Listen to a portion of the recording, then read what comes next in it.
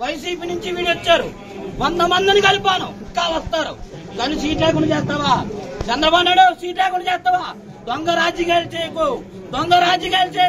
83 కాంచి మీ పార్టీలో కట్టుబడి ఉన్నాం మూలారెడ్డి గారి కాంచి మా నాన్నగారు అయ్యం కానించి ఉన్నాం పార్టీలో కట్టుబడి కానీ మోసం చేస్తావా దొంగ రాజకీయాలు చేయకు అనపర్తిలో నువ్వు ఎల్లకుండా చేయడానికి ప్లాన్ చేశారు కానీ కార్యకర్తలు మాట్లాడినాం నీ పోలీసులు కూడా సహకరించలే మీ కార్యకర్తలు నడిపించారు కానీ మేము ఉన్నాం మీటింగ్ జరిపించాం జరిగింది అనపర్తి కట్టేట చూపించాం నల్లమెల్లి కట్ట వద్దు ఇంకా దొంగ రాజకీయాలు వద్దు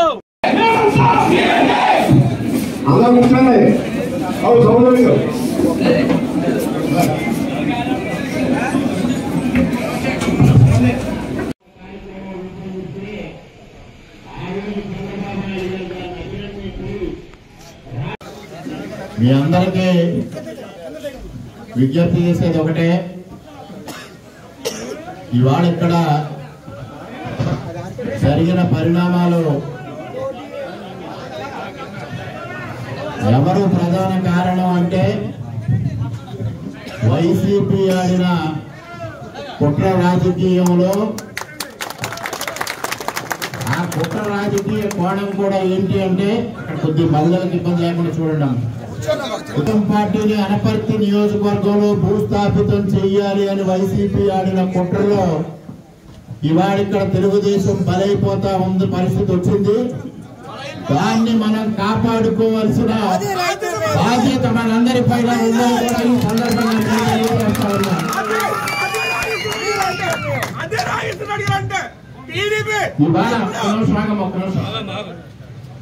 ఇవాళ 42 సంవత్సరాలు 1970లో మా తండ్రి గారు ఈ ప్రాంతంలో ఈ గ్రామ సర్పంచ్ గా రాజకీయ ప్రస్థానం మొదలు పెట్టారు. ఆ రోజు పెత్తందారులకు వ్యతిరేకంగా ఒక సామాన్యమైన వ్యక్తి ఒక యువకుడు తన ప్రయాణం మొదలు పెట్టడం జరిగింది. ఆ రోజు జిల్లా స్థాయిలో జడ్పీ చైర్మన్ ఎన్నిక కీలకంగా మారిన పరిస్థితుల్లో ఆయనకి పదవులు ప్రతిపాదించిన పెద్ద ఎత్తున డబ్బు ఇస్తానని ప్రతిపాదించిన వారిని తిరస్కరించారు.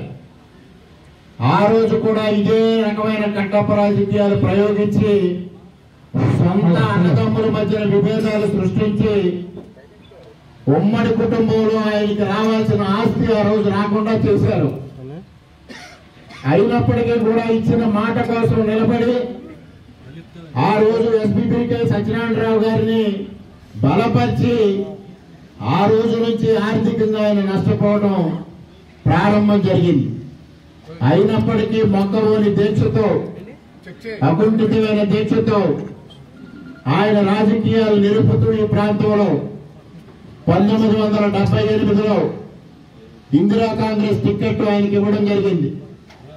ఆనాడు ఎస్పీపీకే సత్యనారాయణరావు గారు పక్క నియోజకవర్గంలో జనతా పార్టీకి పోటీ చేస్తున్న నేపథ్యంలో ఆయన పిలిచి మనిద్దరి బాంధవ్యం మధ్యలో నువ్వు ఒక పార్టీ నేను ఒక పార్టీలో ఉంటే అది మంచి పరిణామం కాదు అని ఆయన చెప్తే ఇక్కడ నేను ఇందిరా కాంగ్రెస్ అభ్యర్థిగా గెలుస్తాను నన్ను పోటీ చేయనివ్వండి అని ఆయన అడిగితే నువ్వు నేను జనతా పార్టీలో పోటీ చేసి నువ్వు ఇందిరా కాంగ్రెస్ లో పోటీ చేస్తే ఒక సాంప్రదాయమైన కుటుంబంలో అమ్మాయి లేచిపోతే తండ్రి ఏ విధంగా బాధపడతాడో ఆ విధంగా ఉంటుంది పరిస్థితి అని చెప్తే మరుక్షణం ఆలోచించకుండా ఇందిరా కాంగ్రెస్ కి రాజీనామా చేసి సత్యనారాయణరావు గారితో కలిసి ప్రయాణం చేయడం జరిగింది. తర్వాత 82లో తెలుగుదేశం పార్టీలో చేరిన తర్వాత ఎన్ని ఆటుపోట్లకు గురయ్యారో, ఎన్ని ఇబ్బందులకు గురయ్యారో, ఆర్థికంగా ఎంత నష్టపోయారో, రాజకీయంగా ఎన్ని సమస్యలు ఎదుర్కొన్నారో. ప్రతి ఎన్నికలోని ఆయనకి టికెట్ ఇవ్వద్దని జిల్లాలో ఉన్న పెద్దలందరూ ప్రయత్నాలు చేయడం జరిగింది.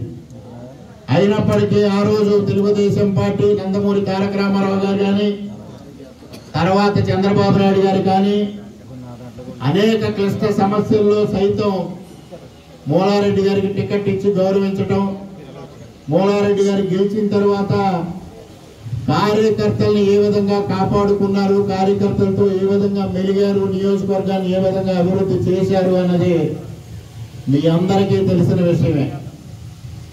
లేదు, చిన్నతనం నుంచి మా తండ్రి గారు రాజకీయాల్లో పడుతున్న ఇబ్బందులు, కష్టాలు చూసిన తర్వాత వారికి ఆసక్తి ఉంది కాబట్టి వారికి శరీరం సహకరించినంతకాలం రాజకీయాలు చేస్తారు. ఆ తర్వాత మా కుటుంబం రాజకీయాల నుంచి దూరం కావాలి అని నేను ఎప్పుడూ చిన్నతనంలోనే నిర్ణయించుకోవడం జరిగింది. మా తండ్రి గారి ఆశయం కోసం కృషి చేస్తాను తప్పించి నాకు నేనుగా రాజకీయాల్లో ప్రవేశించను అని చంద్రబాబు నాయుడు గారికి నిర్బంధంగా చెప్పడం జరిగింది. దాదాపు మా ముగ్గురు మధ్యన 3.5 గంటల పాటు చర్చలు జరిగాయి. అనేక ప్రతిపాదనలు చేశారు చంద్రబాబు నాయుడు గారు. అన్నిటినీ నేను సున్నితంగానే తిరస్కరించాను. ప్రధానంగా అప్పటికి నేను ఏదైతే వంశీ ఇండస్ట్రీస్ పేరుతో ఒక పరిశ్రమ పెట్టి తీవ్రమైన నష్టాల్లో, ఆర్థిక కష్టాల్లో ఉన్నానో, అటువంటి పరిస్థితుల్లో ఎన్నికల్లో పోటీ చేసి ఆర్థికంగా ఏ విధంగానూ సహకారం చేయలేని పరిస్థితుల్లో కార్యకర్తల్ని మరలా ఇబ్బందులు పెట్టాలి అనే ఉద్దేశంతో నేను చంద్రబాబు నాయుడు గారి దగ్గర ప్రతిపాదించింది ఒకటే. మూలారెడ్డి గారు ఆర్థికంగా బలమైన ఒక వ్యక్తిని తీసుకొచ్చి తెలుగుదేశం పార్టీకి అప్పగిస్తారు, వారిని అభ్యర్థిగా ప్రకటించండి, మా కుటుంబం అంతా ముందుండి ఎన్నిక పూర్తి చేసి ఆ అభ్యర్థికి తెలుగుదేశం పార్టీ సారథి బాధ్యతలు అప్పగించి మా కుటుంబం రాజకీయాల నుంచి విరమించుకుంటామని ఆయన చెప్పడం జరిగింది. దానికి ఆయన ఒప్పుకోలేదు. మీ తండ్రి గారికి 1970 నుంచి ఈ ప్రాంతంలో ఒక సైన్యం ఉంది, కార్యకర్తలు ఉన్నారు, వారి బాధ్యత నువ్వు వహించవా అని అడిగారు ఆయన. వారు చావైనా రేవైనా మూలారెడ్డి గారి కోసం నిలబడ్డారు. వారందరి సంక్షేమం, వారందరి రక్షణ బాధ్యత తీసుకోవాల్సిన బాధ్యత నీకుంది అని వారు చెప్పడం జరిగింది. నేను ఆర్థికంగా కానీ నేను అన్ని విధాలుగా బాగుంటే నేను వారి సంక్షేమం చూడగలను, కానీ నేను ఈ ఉన్న పరిస్థితుల్లో నేను ఏ విధంగా వారి సంక్షేమం చూడగలను అంటే నీవు అంటే నేనున్నాను, నీకున్న ఆర్థిక సమస్యలు ఏ విధంగా తొలగించాలి, రేపు ఎన్నికలు ఏ విధంగా ఫేస్ చేయాలి అనే దానిపైన నేను ఆలోచన చేస్తాను. అనపర్తి నియోజకవర్గంలో తెలుగుదేశం పార్టీకి మీ కుటుంబం లేకపోతే తీవ్రమైన నష్టం వాటిల్లుతుంది. అందుకోసం తెలుగుదేశం పార్టీని రక్షించే బాధ్యత నీకు ఇష్టం ఉన్నా లేకపోయినా నువ్వు స్వీకరించాలని వారు ఆ రోజు కోరి ఆ విధంగా మాట్లాడితే వెంటనే మా తండ్రి గారు జోక్యం చేసుకుని రాము ఇంతసేపు పెద్ద ఆయనతో వాదనకు దిగడం కరెక్ట్ కాదు, ఇవాళ మనం ప్రతిపక్షంలో ఉన్నాం, పార్టీ కష్టకాలంలో ఉంది, పార్టీ కష్టకాలంలో ఉన్నప్పుడు మనకి ఎంత కష్టమైనా పార్టీని రక్షించాల్సిన బాధ్యత నాయకుడు మనకు అప్పగించినప్పుడు దాన్ని స్వీకరించాలి తప్పించి ఆ బాధ్యత నుంచి వెనక్కి తగ్గకూడదు. కాబట్టి చంద్రబాబు నాయుడు గారు చెబుతున్న బాధ్యతని నీకు ఇష్టం ఉన్నా లేకపోయినా నువ్వు స్వీకరించాల్సిందే అని చెప్పి చంద్రబాబు నాయుడు గారిని మీరు ఇన్ఛార్జిగా రాముని అనౌన్స్ చేయండి, వాడు ఉంటాడు అని వారు నిర్ణయం ప్రకటించడం జరిగింది. అనేక సమస్యల మీద పోరాటమే కాకుండా ముఖ్యంగా ఆనాడు ఏదైతే కేపీఆర్ ఇండస్ట్రీస్ సమస్య వచ్చిందో ఆ సమస్య మీద కూడా నేను పోరాడుతూ కార్యకర్తలను సమాయత్తం చేసి అనేక ఉత్కంఠమైన పరిస్థితుల మధ్యన కూడా 2014లో అభ్యర్థిత్వం ఖరారు చేసుకుని ఎన్నికల్లో పోటీ చేసి చంద్రబాబు నాయుడు గారు సంపూర్ణమైన సహకారం ఇస్తే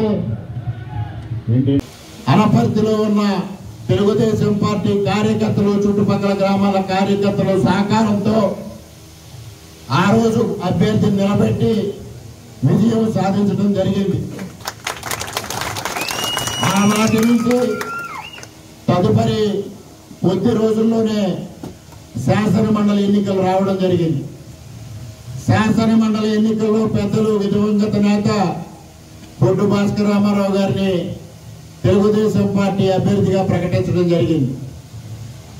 1972 నుంచి మోనారెడ్డి గారికి భాస్కర్ రామారావు గారికి కొన్ని రాజకీయ వైరుధ్యాలున్న నేపథ్యంలో భాస్కర్ రామారావు గారికి మోనారెడ్డి గారు సహకరిస్తారా లేదా అనే అనుమానం తెలుగుదేశం పార్టీ అధిష్టానానికి వచ్చినప్పుడు పెద్దలు రామకృష్ణుడు గారు నన్ను పిలిపించి వారిద్దరి మధ్యన ఉన్న వైరుధ్యం సమస్య పోవడానికి నువ్వు ప్రధాన పాత్ర పోషించాలి.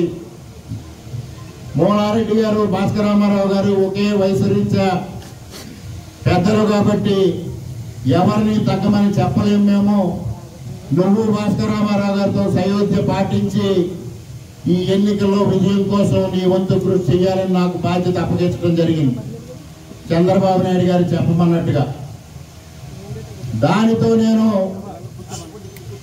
కార్యాచరణ రూపొందించుకుని ఆనాడు కాంగ్రెస్ పార్టీలో ఉన్న ఎంపీటీసీల్లో అతి ఎక్కువ మందిని తెలుగుదేశం పార్టీలోకి తీసుకొచ్చి భాస్కర్ రామారావు గారికి ఓటు వేసే విధంగా కార్యాచరణ రూపొందించి ఆ రోజు విశాఖపట్నంలో ఎంపీటీసీ సభ్యులతో క్యాంపు కూడా రన్ చేసి ఆ రోజు భాస్కర్ రామారావు గారి విజయానికి కృషి చేస్తే ఎన్నికలైన వెంటనే చంద్రబాబు నాయుడు గారి దగ్గర భాస్కర్ రామారావు గారు చెప్పడం జరిగింది.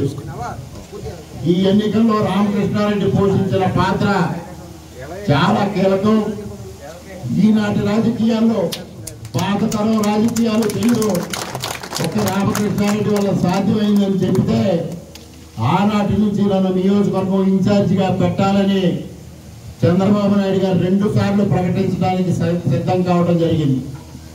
కానీ నాకు ఏదైతే మా తండ్రి గారు నిరాశ చూసి ఒక బాధ్యత తీసుకున్నానో, తర్వాత పెద్దలు చంద్రబాబు నాయుడు గారు రామకృష్ణుడు గారు ఒక బాధ్యత అప్పగిస్తే ఆ బాధ్యత నిర్వర్తించాను తప్పించి నాకు రాజకీయాలంటే ఆసక్తి లేదు, నేను నియోజకవర్గం ఇన్ఛార్జిగా బాధ్యత తీసుకోనని మరలా అదే పెద్దలు రామకృష్ణుడు గారి దగ్గరికి వెళ్ళి 2 సార్లు కూడా చంద్రబాబు నాయుడు గారు ప్రకటించాల్సిన నిర్ణయాన్ని 2 సార్లు వాయిదా వేయించడం జరిగిందనేది కూడా ఈ సందర్భంగా మీకు తెలియజేస్తా ఉన్నాను. ఆ తదుపరి 2012లో ముందు రోజు రామకృష్ణుడు గారిని యనమల కృష్ణుడు గారిని పిలిచి రామకృష్ణుడు గారి స్థానంలో యనమల కృష్ణుడు గారిని ఇన్ఛార్జిగా ప్రకటించడం జరిగింది. 2వ రోజు మమ్మల్ని ఇద్దరిని పిలిపిస్తే నేను వారికి స్పష్టంగా చెప్పడం జరిగింది, నేను ఎన్నికల్లో పోటీ చేసే ఆలోచన కానీ రాజకీయాల్లోకి వచ్చే ఆలోచన కానీ లేదు, నాకు రాజకీయాలంటే ఆసక్తి లేదు అని చెప్తే దానికి వారు కారణం అడగడం జరిగింది. నా ముందు నుంచి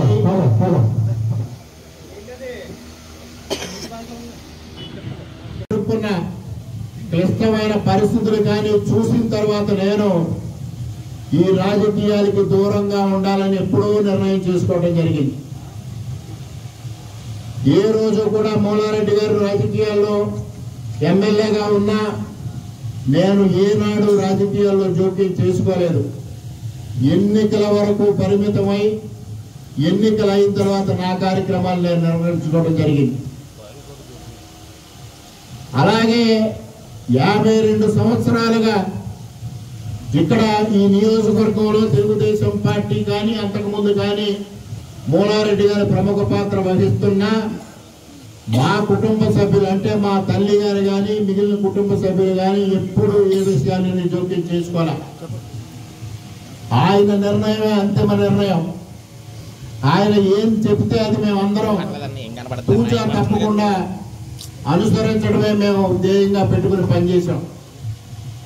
అటువంటి సమయంలో 2009 ఎన్నికల్లో అనపర్తి నియోజకవర్గంలో ఘోరంగా ఓటమి చెందడం, తెలుగుదేశం పార్టీ కకావికలమైపోతున్న పరిస్థితుల్లో అనపర్తిలో గ్రామ పంచాయతీ ఎన్నికలు రావడం జరిగింది.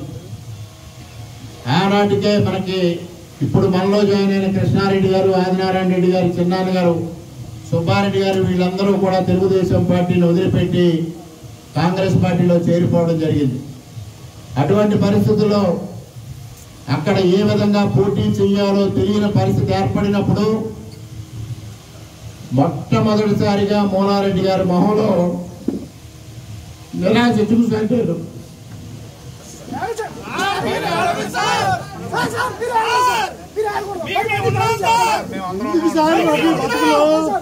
ఎందుకు సార్ మేము చనిపోవడానికి సిద్ధమే, మేము చనిపోవడానికి సిద్ధమే. ఆయన మొహంలో నిరాశ చూడలేక ఆయన మొహంలో మరలా ఆనందం చూడాలని నేను ఆ రోజు అనపర్తిలో ఏ విధంగా అయినా తెలుగుదేశం అభ్యర్థిని పెట్టాలి అని ఏకగ్రీవంగా గ్రామ పంచాయతీ ఎన్నిక జరగకూడదని